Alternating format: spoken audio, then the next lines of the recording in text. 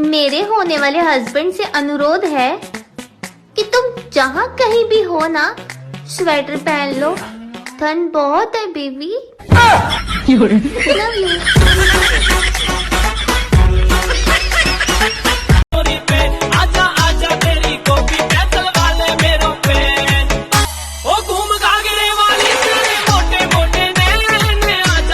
Hello everyone, कैसे हो आप सब। आप लोग देख रहे हैं शिवानी की ये कॉमेडी वीडियो,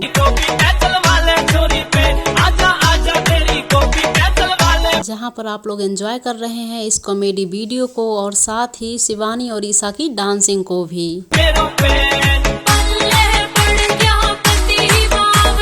सो फ्रेंड्स, कैसा लगा आप लोगों को शिवानी का ये प्यारा सा एक्ट और इनकी डांसिंग वीडियो, जरूर बताइएगा आप लोग कमेंट करके।